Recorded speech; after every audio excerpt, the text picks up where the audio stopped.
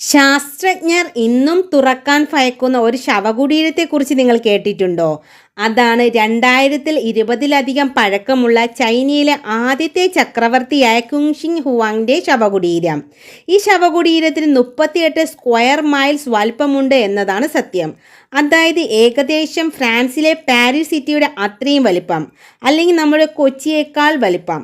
കേൾക്കുമ്പോൾ വിശ്വസിക്കാൻ പ്രയാസമാണെങ്കിലും വിശ്വസിച്ചേ മതിയാകൂ. ഏതായാലും ഭൂമിയുടെ ലക്ഷക്കണക്കിന് കിലോമീറ്റർ അകലെയുള്ള പല കാര്യങ്ങളും കണ്ടെത്തുമ്പോഴും ശാസ്ത്രലോകം ഈ ശവകുടീരത്തെ എന്തുകൊണ്ട് ഇത്രയും ഭയക്കുന്നു എന്നും ഭയക്കാൻ മാത്രം എന്താണ് ഇതിനുള്ളിലുള്ളത് എന്നും ഈ വീഡിയോയിലൂടെ നമുക്ക് കാണാം. Welcome back to my channel അഹമിഷൽ അർഹാൻ.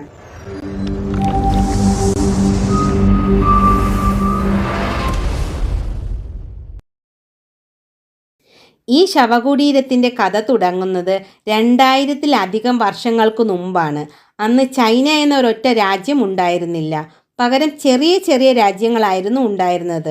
ആ രാജ്യങ്ങൾ തമ്മിൽ എപ്പോഴും യുദ്ധങ്ങളായിരുന്നു. ഈ കാലഘട്ടത്തെ വാറിംഗ് സ്റ്റേറ്റ് എന്ന് വിളിക്കുന്നത്. അന്ന് മിത്രങ്ങൾ ശത്രുക്കളാവുകയും ലക്ഷക്കണക്കിന് പട്ടാളക്കാർ തമ്മിൽ പോരടിച്ച് മരണപ്പെടുകയും ചെയ്തു. അങ്ങനെയിരിക്കെ BC 259-ൽ ക്യുൻ എന്ന രാജ്യത്ത് യങ്ഷൻ എന്നൊരു കുട്ടി ജനിച്ചു.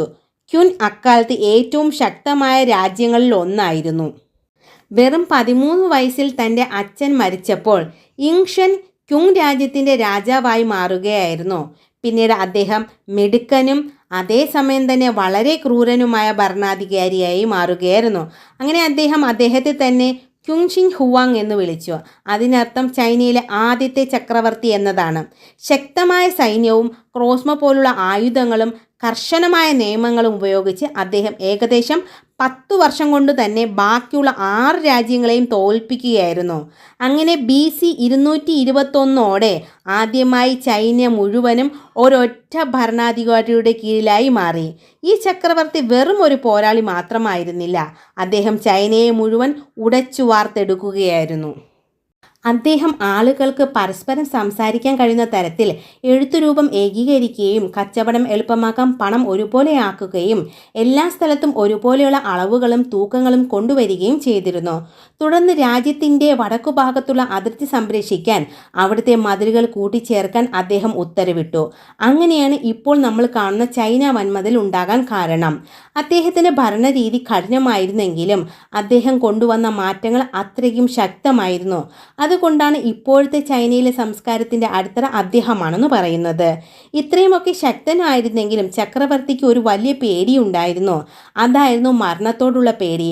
പഴയ ചൈനീസ് വിശ്വാസത്തിൽ മരണമില്ലാതെ ജീവിക്കുക എന്നത് എല്ലാ രാജാക്കന്മാരുടെയും സ്വപ്നമായിരുന്നു. അതത്ര എളുപ്പമായിരുന്നില്ല. എന്നാലും എപ്പോഴും ജീവിക്കാനുള്ള വഴി തേടി കുങ്ഷിങ് ഹുവാങ് പല പണ്ഡിതന്മാരെയും വൈദ്യന്മാരെയും ദൂരത്തേക്ക് യാത്ര ചെയ്യാൻ അയച്ചിരുന്നു. കടലിലൂടെ സഞ്ചരിച്ച് ഐതിഹ്യങ്ങൾ ഉള്ള ദ്വീപുകളിൽ ചെന്ന് അമരത്വം നൽകുന്ന മരുന്ന് കണ്ടെത്താൻ അവർ ശ്രമിച്ചു. ഇതിനിടെ മരണമില്ലാതെ ജീവിക്കാൻ സഹായിക്കുമെന്ന് വിശ്വസിച്ച് അദ്ദേഹം മെർക്കുറി ചേർത്ത മരുന്നുകൾ കഴിക്കാൻ തുടങ്ങി. പക്ഷേ മെർക്കുറി ശരീരത്തിന് ദോഷം ചെയ്യുമെന്നും അത് ഒരു തരം വിഷമാണെന്നതുമാണ് സത്യം. ഈ വിഷം കഴിച്ചതുകൊണ്ടാണ് അദ്ദേഹത്തിൻ്റെ ആയുസ് കുറഞ്ഞതെന്നും ചരിത്രകാരന്മാർ വിശ്വസിക്കുന്നത്. മരണത്തിൽ നിന്ന് രക്ഷപ്പെടാൻ പറ്റില്ലെന്ന് മനസ്സിലായപ്പോൾ അദ്ദേഹം മറ്റൊരു പദ്ധതി ഇടുകയായിരുന്നു. അതാണ് മരണശേഷവും ഒരു ചക്രവർത്തിയായി ഭരണം നടത്തുക എന്നത്. അങ്ങനെയാണ് ഈ ചരിത്രത്തിലെ തന്നെ വിചിത്രമായി ശവകുടീരം ഉണ്ടാക്കാൻ അദ്ദേഹം തീരുമാനിക്കുന്നത്. കുങ്ഷിങ് ഹുവാങ്ങിന് ഒരു ചെറിയ കുഴിമാടം മതിയാവുമായിരുന്നില്ല. അദ്ദേഹത്തിന് മണ്ണിനടിയിൽ ഒരു വലിയ സാമ്രാജ്യം തന്നെ വേണമായിരുന്നു. അങ്ങനെ ഇതിനു വേണ്ടി 7 ലക്ഷത്തിനടുത്ത് തൊഴിലാളികൾ, അതിൽ പട്ടാളക്കാരും പണിക്കാരും തടവുകാരും ഉൾപ്പെട്ടു. അവർ വർഷങ്ങളോളം കഷ്ടപ്പെട്ടു. ഈ പണി നടക്കുന്ന സമയത്ത് ഒരുപാട് തൊഴിലാളികളും മരിച്ചു പോയിരിക്കാം എന്നും പറയപ്പെടുന്നു. ചില കഥകളിൽ പറയുന്നത് ഈ രഹസ്യം പുറത്തു പോവാതിരിക്കാൻ വേണ്ടി അവരെ ഈ ശവകുടീരത്തിൽ തന്നെ അടക്കം ചെയ്തു എന്നാണ്. ഷാംഷി പ്രവിശ്യയിലെ മൗണ്ട്ലി എന്ന സ്ഥലമാണ് ഇതിനുവേണ്ടി ചക്രവർത്തി തിരഞ്ഞെടുത്തത്. ഈ സ്ഥലം ധാതുക്കൾ നിറഞ്ഞതും പുരാതന വിശ്വാസമനുസരിച്ച് വളരെ നല്ല സ്ഥലവുമായിരുന്നു. അന്നത്തെ തലസ്ഥാനമായിരുന്ന സിയാൻ നഗരത്തെ പോലെ മണ്ണിനടിയിലേക്ക് മാറ്റാവുന്ന രൂപത്തിലായിരുന്നു ഈ ശവകുടീര സമുച്ചയം ഉണ്ടാക്കിയിരുന്നത്. അതിൽ കൊട്ടാരങ്ങളും മതിലുകളും പൂന്തോട്ടങ്ങളും അടുക്കളകളും കുതിരാലയങ്ങളും എല്ലാം ഉണ്ടായിരുന്നു. ചക്രവർത്തിക്ക് മണ്ണിനടിയിലും തൻ്റെ പഴയ ജീവിതം തുടരാൻ വേണ്ടിയായിരുന്നു ഇത്. വെങ്കലം കൊണ്ടുണ്ടാക്കിയ കുതിരകളും രഥങ്ങളും വരെ ഇതിനടിയിൽ ഉണ്ടായിരുന്നു. വെള്ളപ്പൊക്കം തടയാൻ വെള്ളം ഒഴുകിപ്പോകാനുള്ള സംവിധാനങ്ങൾ വരെ ഇതിനടിയിൽ ഉണ്ടായിരുന്നു.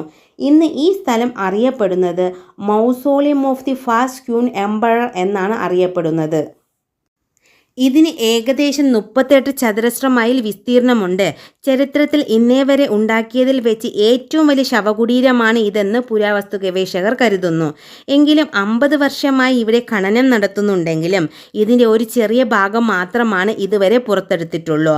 പ്രധാന ശവകുടീരത്തിൻ്റെ കിഴക്കുഭാഗത്ത് നിന്നാണ് ചക്രവർത്തിയുടെ ഏറ്റവും പ്രശസ്തമായ ടെറാക്കോട്ട ആർമിയുടെ പ്രതിമകൾ ഉള്ളത്. അദ്ദേഹം പരാജയപ്പെടുത്തിയ ശത്രുക്കൾ കിഴക്കുഭാഗത്ത് നിന്നായതുകൊണ്ട് തന്നെ മരണശേഷവും അവരെ പ്രതിരോധിക്കാൻ എന്ന നിലയിൽ ഈ കളിമൺ സൈന്യത്തെ ആ ഭാഗത്ത് നിർത്തുകയായിരുന്നു.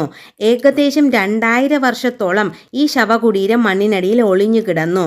അവിടുത്തെ ഗ്രാമക്കാർ വിചിത്രമായ കുന്നുകളെക്കുറിച്ചും മണ്ണിനടിയിലെ നിധികളെക്കുറിച്ചും എല്ലാം കഥകൾ പറഞ്ഞിരുന്നു. പക്ഷെ ആർക്കും സത്യം എന്താണെന്ന് അറിയില്ലായിരുന്നു. 1974 സിയാങ്ങിന് അടുത്തുള്ള ഒരു സ്ഥലത്ത് കിണർ കുഴിക്കുകയെന്ന കുറച്ച് കർഷകർക്ക് കളിമൺ രൂപങ്ങളുടെയും വെങ്കല ആയുധങ്ങളുടെയും ചില ഭാഗങ്ങൾ ലഭിക്കുകയായിരുന്നു. അങ്ങനെയാണ് പുരാവസ്തു ഗവേഷകർ സ്ഥലത്തെത്തുന്നത്. അങ്ങനെ അവർ കണ്ടെത്തിയത് 20-ാം നൂറ്റാണ്ടിലെ ഏറ്റവും വലിയ കണ്ടെത്തലുകളിൽ ഒന്നായിരുന്ന ടെറാക്കോട്ട സൈന്യത്തെയായിരുന്നു. അങ്ങനെ 10,000-കണക്കിനും മനുഷ്യരുടെ വലിപ്പത്തിലുള്ള പട്ടാളക്കാരുടെ രൂപങ്ങൾ മണ്ണിനടിയിൽ നിന്ന് പുറത്തു വന്നു. അവരെ കൃത്യമായ സൈനിക നിരയിൽ നിർത്തിയിരിക്കുന്നു. ഈ പട്ടാളക്കാർ എല്ലാവരും വ്യത്യസ്തരായിരുന്നു. അതായത് ചിലർ മീശയുണ്ടായിരുന്നു, ചിലർക്ക് മീശയില്ലായിരുന്നു, ചിലർ ദേഷ്യത്തോടെ നോക്കുന്നുണ്ട്, ചിലർ ശാന്തരായിരിക്കുന്നുണ്ട്, ചിലർ ചിരിക്കുന്നുമുണ്ട്. അവരുടെ ഹെയർ സ്റ്റൈലുകളും കവചങ്ങളും ഭാവങ്ങളുമെല്ലാം ഇത് ഉണ്ടാക്കിയവർക്ക് എത്രമാത്രം കഴിവുകൾ ഉണ്ടായിരുന്നു എന്ന് കാണിക്കുന്നു. ഇവയെല്ലാം അക്കാലത്തെ യഥാർത്ഥ പട്ടാളക്കാരെ നോക്കി ഉണ്ടാക്കിയതാവാം എന്നാണ് ചരിത്രകാരന്മാർ വിശ്വസിക്കുന്നത്. കാലാൾപ്പടയെ കൂടാതെ ജനറൽമാരും കുതിരപ്പടയാളികളും അമ്പെയ്യുന്നവരും കുതിരകളും രഥങ്ങളും എല്ലാം ഇതിൽ ഉണ്ടായിരുന്നു.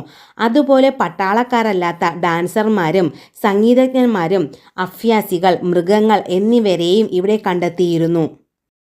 ഇതിൽ നിന്ന് ചക്രവർത്തിക്ക് മരണശേഷം ഒരു സൈന്യം മാത്രമല്ല സന്തോഷിക്കാനുള്ള വിനോദങ്ങളും വേണമെന്ന് മനസ്സിലാക്കാം. ഇതുവരെ 4 കുഴികളാണ് ഇവിടെ കണ്ടെത്തിയിട്ടുള്ളത്. ആദ്യത്തിൽ ഏകദേശം 60,000 പട്ടാളക്കാരുള്ള പ്രധാന സൈന്യമുണ്ട്. രണ്ടാമത്തിൽ കുതിരപ്പടയാളികളുമുണ്ട്. അമ്പെയ്ത്തുകാരും യുദ്ധം ചെയ്യാനുള്ള രീതിയിൽ നിൽക്കുന്നുണ്ട്. മൂന്നാമത്തെ ഉയർന്ന ഉദ്യോഗസ്ഥർക്കുള്ള കമാൻഡ് സെൻറ്റർ പോലെയാണ്. 4-മത്തെ കുഴി ഒഴിഞ്ഞു കിടക്കുകയായിരുന്നു. ചക്രവർത്തി പെട്ടെന്ന് മരിച്ചു പോയത് കൊണ്ടാവാം പണി പൂർത്തിയാവാത്തത് എന്ന് വിശ്വസിക്കുന്നു. പക്ഷേ ഇതെല്ലാം ഈ വലിയ ശവകുടീരത്തിന് പുറത്തുള്ള ഭാഗം മാത്രമാണ്. ഇതിൻ്റെ നടുവിലാണ് ഏറ്റവും വലിയ രഹസ്യം. അതാണ് ചക്രവർത്തിയുടെ അടച്ചുപൂട്ടിയ ശവകുടീരം. പഴയകാല എഴുത്തുകളിൽ, പ്രത്യേകിച്ച് ചരിത്രകാരനായ സിമ ക്യുയാൻ എഴുത്തുകളിൽ ഈ ശവകുടീരത്തെക്കുറിച്ച് വിശദമായി പറയുന്നുണ്ട്. അദ്ദേഹം എഴുതിയതനുസരിച്ച് ശവകുടീരത്തിലൂടെ ചൈനയിലെ വലിയ നദികളായ യാൻസി, യെല്ലോ നദി എന്നിവയെ കാണിക്കാൻ മെർക്കുറി കൊണ്ടുണ്ടാക്കിയ നദികളും കടലുകളും ഉണ്ടായിരുന്നു അത്രേ. മേൽക്കൂരയിൽ നക്ഷത്രങ്ങളെയും ആകാശത്തെയും വരച്ചിരുന്നു. തറ ചൈനയിലൂടെ ഭൂപടം പോലെയായിരുന്നു. അകത്ത് കൊട്ടാരങ്ങളും നദികളും ചക്രവർത്തിയുടെ ശവപ്പെട്ടിയും ഉണ്ടായിരുന്നു. അകത്ത് കയറുന്നവരെ വെടിവെക്കാൻ പറ്റുന്ന തരത്തിലെ ക്രോസ്ബോ കെണികളെയും കുറിച്ചും അദ്ദേഹം എഴുതിയിട്ടുണ്ട്. ആദ്യം ഈ കഥകളൊക്കെ വെറും കെട്ടുകഥകളാണ് എന്നാണ് ആളുകൾ വിശ്വസിച്ചിരുന്നത്. എന്നാൽ ഇപ്പോഴത്തെ ശാസ്ത്രീയ പരിശോധനകൾ ശവകുടീരത്തിന് ചുറ്റുമുള്ള മെർക്കുറിയുടെ അളവ് സാധാരണയേക്കാൾ വളരെ കൂടുതലാണ് എന്ന് കണ്ടെത്തി. ഇതിൽ നിന്ന് മെർക്കുറി ശവകുടീരത്തിനുള്ളിൽ ഉണ്ടാകാൻ സാധ്യതയുണ്ട് എന്ന് മനസ്സിലാക്കാം. ഈ കണ്ടെത്തൽ സിമ ക്യുയാൻ്റെ വാക്കുകൾ ശരിയാണെന്ന് തെളിയിക്കുന്നു. ഇങ്ങനെയൊക്കെ ആണെങ്കിലും ഇത് തുറക്കുന്നത് വളരെ അപകടകരമാണ് എന്ന് പറയുന്നു. കാരണം ഇതിൽ മെർക്കുറിയുടെ വിഷാംശം ഉള്ളതുകൊണ്ട് മാത്രമല്ല, ഇതിനുള്ളിലെ സാധനങ്ങൾ വളരെ ദുർബലമായതുകൊണ്ടാണ്. ഉദാഹരണത്തിന് ടെറാക്കോട്ട സൈന്യത്തെ പുറത്തെടുത്തപ്പോൾ വായുവുമായി ചേർന്ന് മണിക്കൂറുകൾക്കുള്ളിൽ തന്നെ അതിൻ്റെ നിറങ്ങൾ നഷ്ടപ്പെട്ടിരുന്നു. അതുകൊണ്ട് ഈ ശവകുടീരം തുറന്ന് അതിൻ്റെ ഉള്ളിലുള്ള എല്ലാം എന്നേക്കുമായി നഷ്ടപ്പെട്ടിരിക്കാം എന്ന് ശാസ്ത്രജ്ഞന്മാർ ഭയപ്പെടുന്നു. അതുകൊണ്ടാണ് ഇന്നും ഈ പ്രധാന ശവകുടീരം തുറക്കാത്തത്. പകരം ഗവേഷകർ ഇതിനുള്ളിലേക്ക് ഒന്നും കടക്കാത്ത വിധത്തിൽ റഡാറുകളും സെൻസറുകളും ഉപയോഗിച്ച് മണ്ണിനടിയിലൂടെയുള്ള കാര്യങ്ങൾ പഠിക്കുന്നത്. പുതിയ സാങ്കേതിക വിദ്യ ഉപയോഗിച്ച് ഇത് ഭാവിയിൽ സുരക്ഷിതമായി തുറക്കാൻ കഴിയുമെന്ന് ചില ഗവേഷകർ കരുതുന്നു. എന്നാൽ മറ്റു ചിലർ പറയുന്നത് ഇതിലെ സാധനങ്ങൾ സംരക്ഷിക്കാനും ചക്രവർത്തിയോട് ബഹുമാനം കാണിക്കുന്നതിനു വേണ്ടി ഇത് എന്നേക്കുമായി അടച്ചുവെക്കണം എന്നാണ്. അങ്ങനെ കുങ്ഷിൻ ഹുവാൻ്റെ ശവകുടീരം ചരിത്രത്തിലെ ഏറ്റവും വലിയ രഹസ്യങ്ങളിൽ ഒന്നായി തുടരുന്നു. നിങ്ങൾക്ക് ഇങ്ങനെയുള്ള ഇൻഫോർമേറ്റീവ്സ് ആയിട്ടുള്ള വീഡിയോകൾക്കായി ഈ ചാനൽ ലൈക്ക് ചെയ്യുക, ഷെയർ ചെയ്യുക, സബ്സ്ക്രൈബ് ചെയ്യുക.